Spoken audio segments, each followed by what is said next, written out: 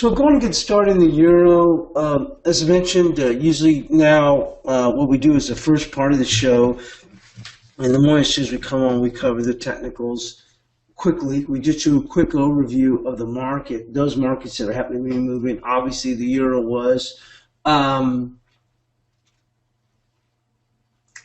We even took a look at the cable here. You can see here it went exactly to the 2240 right here, which was the 23%. We pointed that out since Friday, and our resistance on there was 2244. But that's where they ran off to.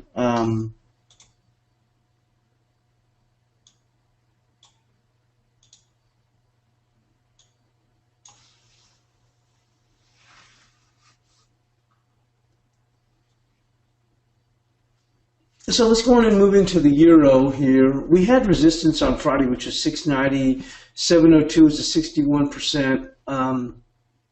So go and take a look at where we stand right now. If you look on the exponential moving averages, we pointed that out on Friday. We had a buy signal. I don't focus too much on these notes. These notes are really something I address for some other people, including the people on the WizeTrade alerts. But you can see here that I've had this in place actually since I think it's Wednesday of last week. 2-hour close above 602 required for a bull trade. And we finally got it right here. Right there when it closed at 613. Then now gave you the buy and gave you the okay at that point. And it only went underwater at 594. And then from there we've marched on, coming up here to this 710.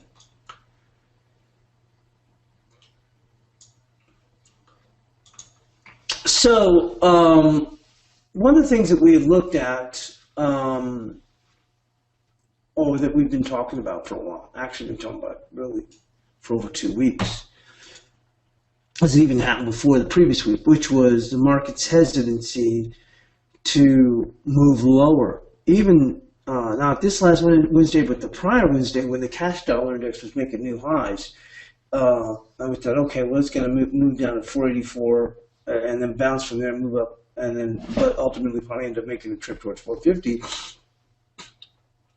The euro held up really well. We talked about that. We talked about how well it was holding up, and that it was going to have to, that the market was having a tough time trying to go and stay down. And then we were seeing this divergence, and that once we got past, let's say the NFP, FOMC. That we're going to open up the door for us to go up in here and challenge these highs. And I think they'll ultimately take out those highs. Obviously, a lot of people were pointing to what the ECB said. Well, or that some members said. The reason the market was able to move higher because the market technically was already fighting this. You see what I'm saying? So it was already fighting this, not wanting to go lower to start with. So technically the market was really juiced to move higher. And obviously that news story provided an extra catalyst, even though with the NFP it opened the door for us to go, move higher. We covered the news story, and just looking at some news that's coming over. ECB's Villeroy says deflation threat may be behind us, but inflation fears are much exaggerated. Okay.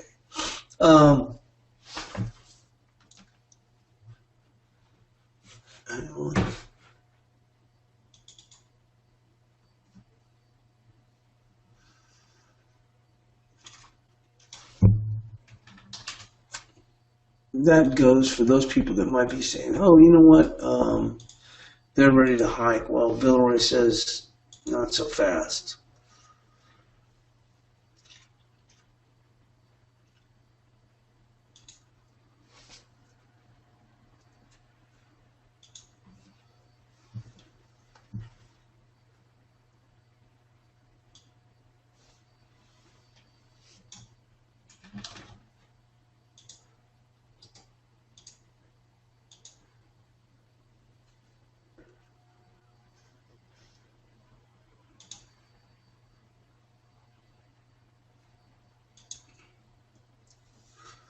But anyway, so it looks like I said, that we can go and move higher here. And I was just going over some some headlines. Also, Scotland's Sturgeon says the UK government has not moved an inch towards compromise. Scotland has hit a brick wall.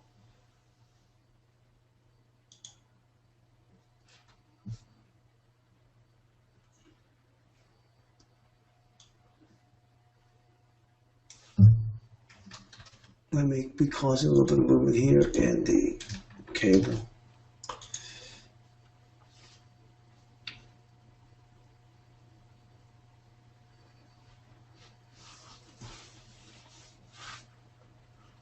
Moving back, once again, just looking over those headlines that are coming across, is that once we get past the FOMC, like I said, the one things you want to look at over the last couple of weeks was the market's resistance to moving lower. We talked about it, but I sound like I'm going to say that again. And moving into this gold area, talked to some people here. They were saying about, well, where's a good area to pick up gold? And I said, well, the good test is going to be this 450, 460. And we were trading, I think at the time, at 1209 or 1210. So we've made that move lower here in the gold market. And that's where we probably see some good support here is at 450, 460.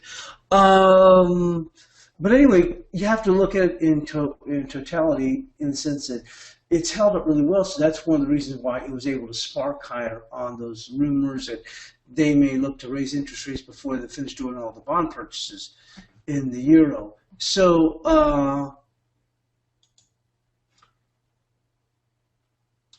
moving back, or taking a look at this, and just looking at the gold, taking a dip here.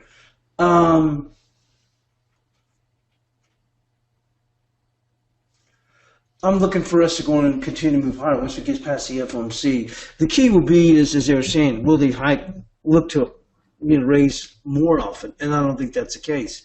I think that they're more apt to say we're going to sit back and take a look how things move from there. And I think that's the most appropriate stance to do. And under that circumstance, that would open the door for the euro to continue to move higher. So when we're looking at support now, support in the euro, let's just do a quick fib on this.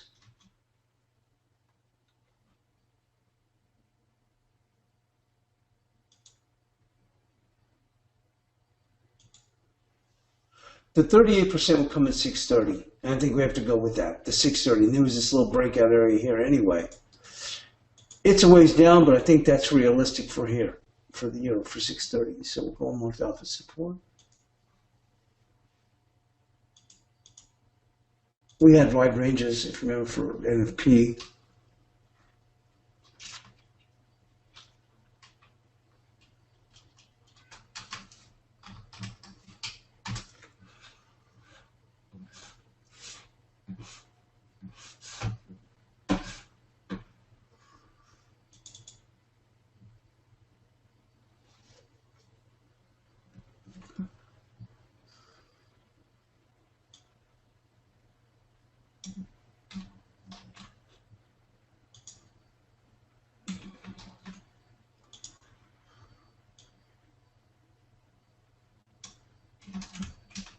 And just Scottish headlines coming across. Looks like they're definitely want to move to being able to take a vote. So it's going to be 630 now. Let's look at resistance here on the euro. Most of the action happened early in Europe. So if we went up there now, up at that time, then you can see things probably look a little bit slower now.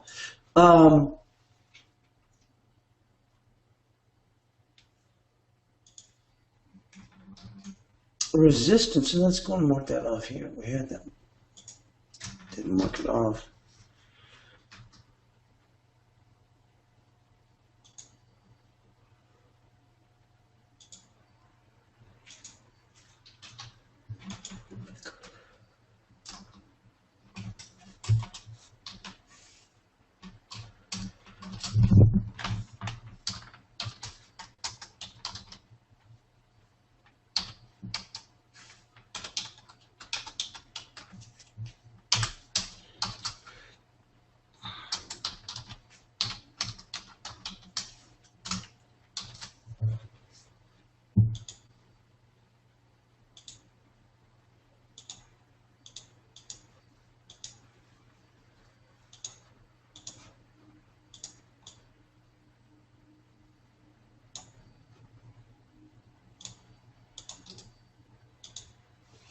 As far as resistance, they're going to be looking at, we're going to say the 758 because the FOMC is not very far away anyway, just a couple of days off, so, I mean completion, so we're going to mark this 758 for resistance.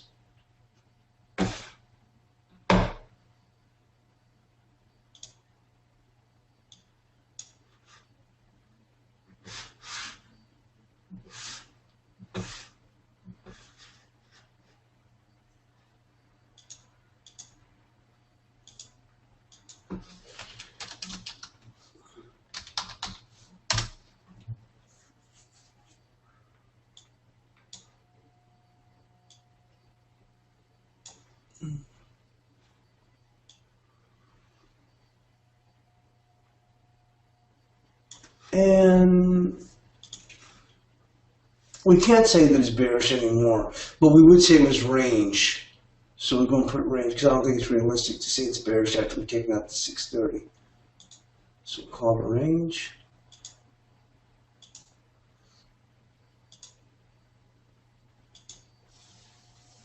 And we look at things on a short-term basis. So, you know what I'm saying, someone might look at this and say, well, technically it's still bearish, but on a short-term basis. And I'm looking at it in the composite in the sense that we talked about over the last 2 weeks, will be 2 weeks on Wednesday, how this market had really been fighting the downside.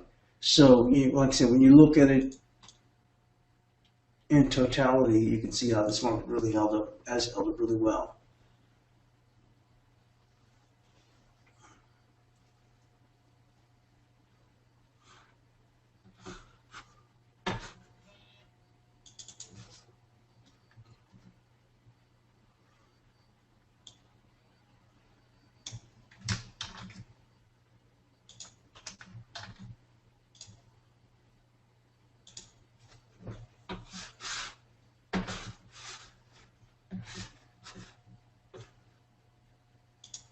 So let's go and move into the cable, which we had 2244 as resistance. 2244 was at 23%. We saw the market pull back to sub 22 barely right there.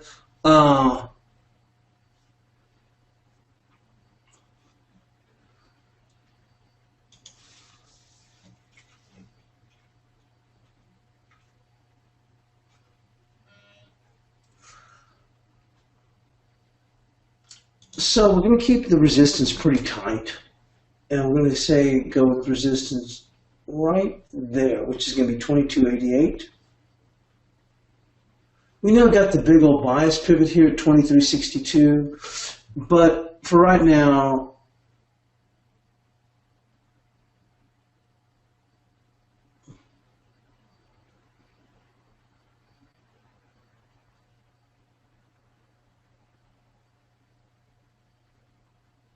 $22.88 is just perfect.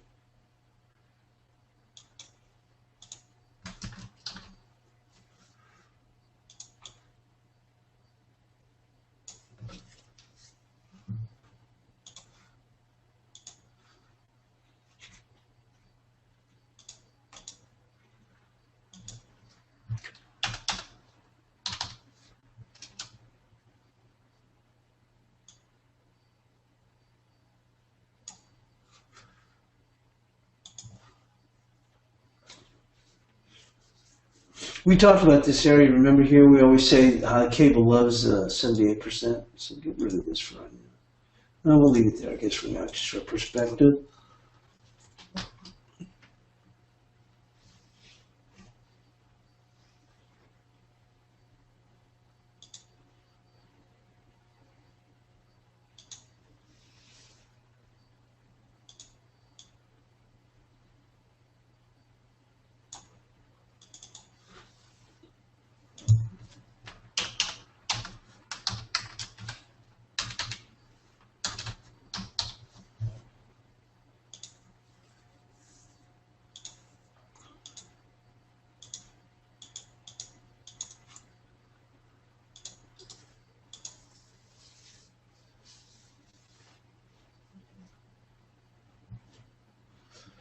For support,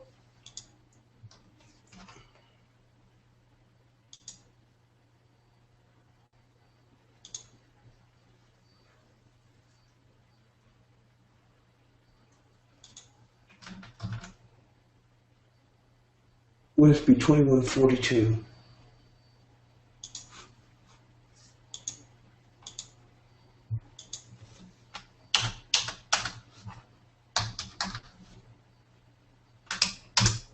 Obviously, definitely still bearish.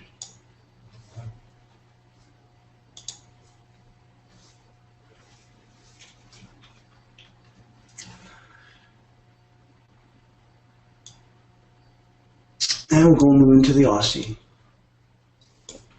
This has been coming off the lows.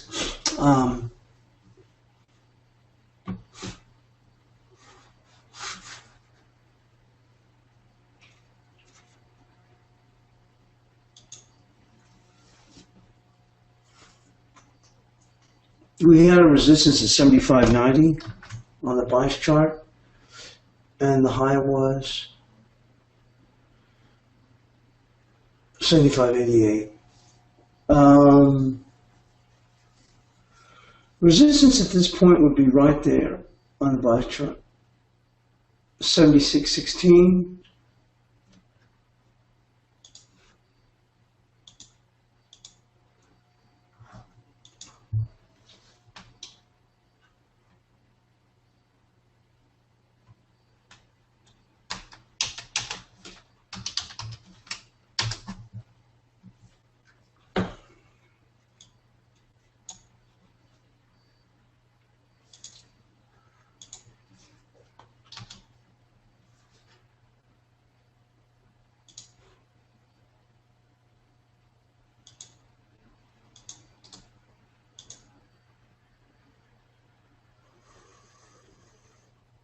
And that's actually ran out of gas right there at the 38%.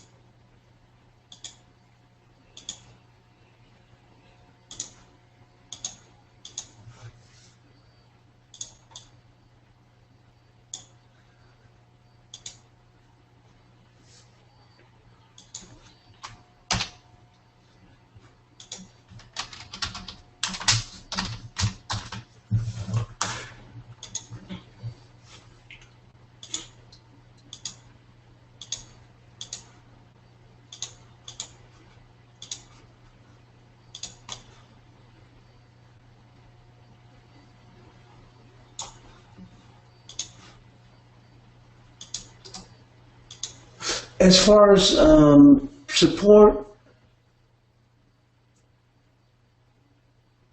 it has to be right there. 75.35 for support. We drop it just to here, right? 75.31.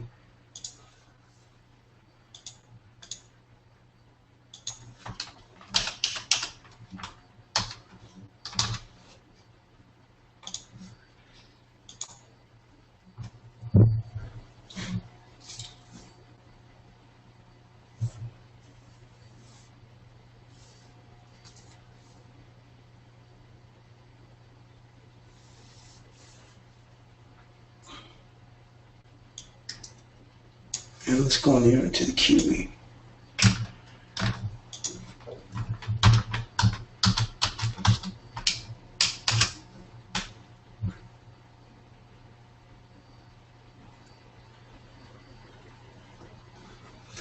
I had 68.70 and 69.65, so it didn't even come up there.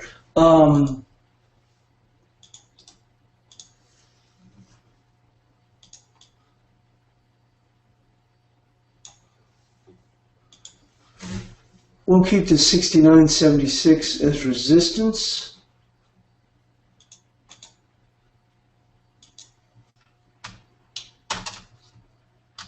Move that up just a little bit.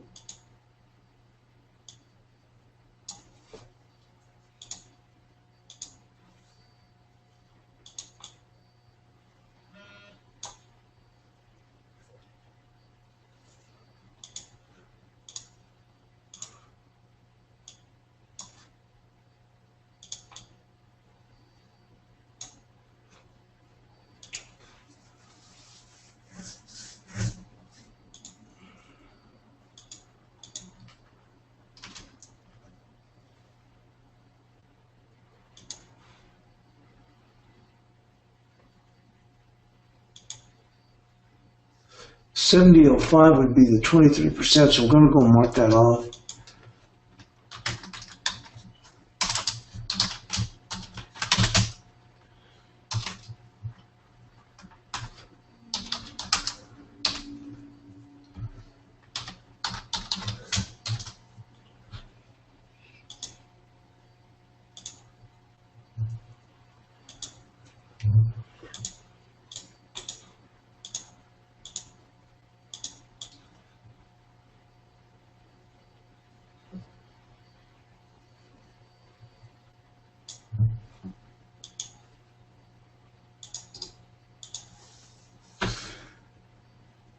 Support would have to be the 68.84 right here.